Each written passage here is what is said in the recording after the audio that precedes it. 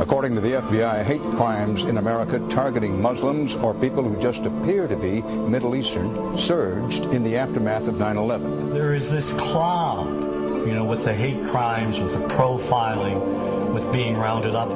Again, I think this illustrates the power of film, that in spite of the reality, in spite of the material that we know to be true, we still embrace the mythology. The mythology is still a part of our psyches. Stereotypes take a long time to wither away. And for many of us, we're comfortable with our prejudices. We don't want to change. We've grown accustomed to this face.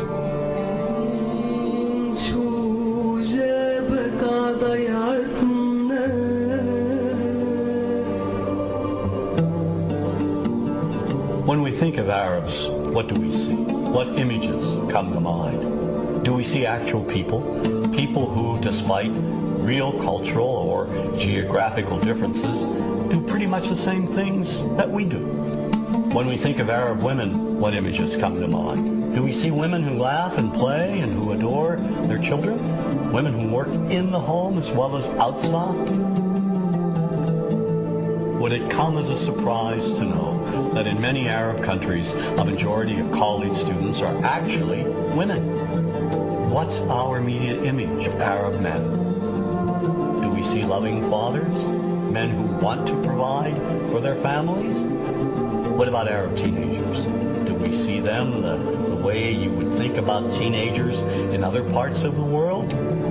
Then there's religion in the Arab world.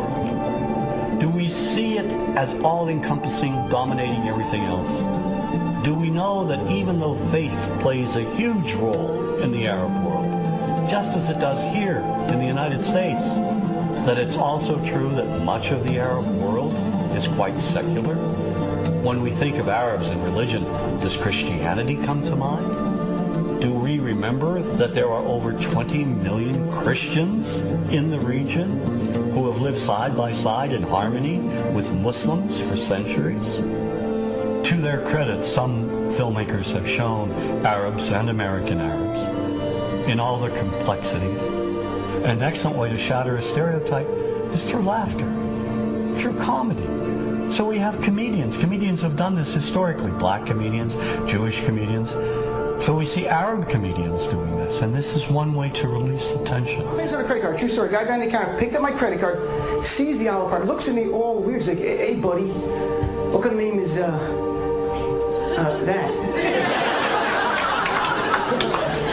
I'm like, well, sir, it's an Arabic name. He goes, yeah, what does this mean? So I'm like, well, translate it to English. It means peaceful, friendly Arab.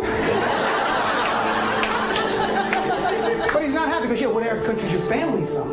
So I tried the most peaceful, proper one that he would like. So I'm like, we're from the same Arab country that Aladdin is from.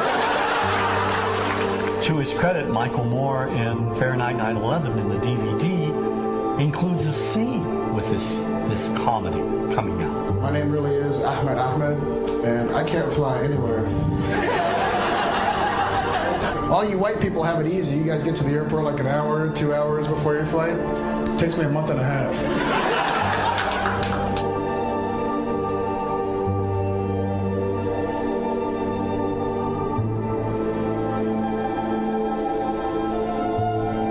Nous vivons dans un monde qu'on peut critiquer, qui est le monde de la dérision. Vous le savez bien, dans les médias, je dirais le monde de la dérision, on se moque de tout. Le fait que ça se fasse me satisfait. Parce que ça veut dire que nous avons, qu'on est libre. Peu à peu. Il faut qu'on soit beaucoup plus sage que ça, qu'on rentre pas dans ces provocations.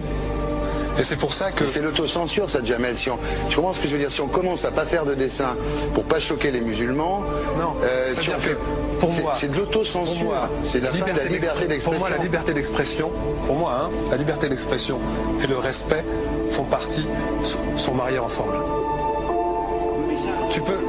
Moi, je suis pour la liberté d'expression. Mais si je vais blesser une personne, pourquoi blesser la personne? Non, mais si moi j'ai envie de faire une caricature sur Mahomet ou sur un rabbin ou sur Jésus-Christ, il faut que j'ai le droit de le faire. Tu comprends? C'est ça la France. Quand tu sais que tu vas blesser 10 millions de personnes, pourquoi tu vas les blesser? Pourquoi? C'est la liberté, c'est ça. C'est la liberté de...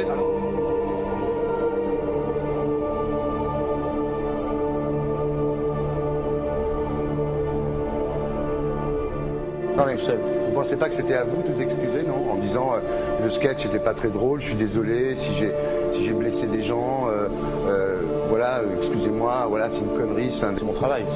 Mais vous referiez pas le même sketch quand même? Mais le spectacle que je fais reprend en grande partie les lignes de ce sketch. Mais il y a un truc que je comprends pas sur cette affaire, c'est qu'à aucun moment vous avez senti le besoin de vous excuser et que vous en avez rajouté. C'est tellement surprenant, c'est tellement inadmissible que j'en suis choqué. Voilà. Dans un pays où on peut parler, on peut s'exprimer. Et là, pourquoi tout d'un coup, sur un sujet, on ne pourrait pas s'exprimer? Vous savez bien pourquoi on ne peut pas s'exprimer? Pourquoi? Parce que dans ce pays, on a envoyé pendant la guerre des juifs dans des chambres à gaz et que ça crée un petit problème quand même. Vous voyez ce que je veux dire? Dans ce pays, on a envoyé pendant 400 ans des centaines de millions de Noirs. Il y a eu 400 ans d'esclavage. Et pourtant, ça n'a pas empêché Michel Leb de faire un sketch qui m'a fait marrer. Où il faisait un noir, et à la fin, il faisait un singe. Et en parlant des narines, en parlant des lunettes. En tout cas, lui, il n'a pas été interdit d'exercer son travail. Il a même eu la Légion d'honneur. Quelqu'un qui a toute sa famille qui a été exterminé dans un camp de concentration et qui voit quelqu'un à la télé qui dit Israël. Vous vous rendez compte? Je sais pas. Mais non, pas. Il y a des moments où même si on connaît les gens, même si on les a invités, on leur... Et c'est pour ça que... C'est l'autocensure, ça, Jamel. Tu comprends ce que je veux dire? Si on commence à pas faire de dessin pour pas choquer les musulmans... Non, c'est de l'autocensure. C'est la liberté d'expression. Pour moi, la liberté... Et là, pourquoi tout d'un coup, sur un sujet, on ne pourrait pas s'exprimer? Vous savez bien pourquoi on ne peut pas s'exprimer. Parce que dans ce pays, on a envoyé pendant la guerre des juifs dans des chambres à gaz et que... Deux poids, deux mesures. La liberté pour tout le monde. C'est-à-dire? La liberté pour tout le monde. Il y a une personne comme Dieudonné qui a fait un rabbin, enfin qui a fait un colon juif, etc. Tous ces DVD ne sont plus dans les pactes. On l'empêche médiatiquement, on ne le voit plus. Alors que lui, c'est un comique. Plusieurs lois qui ont été faites contre l'antisémitisme. Et moi, je fais un appel aujourd'hui de faire une loi contre l'islamophobie.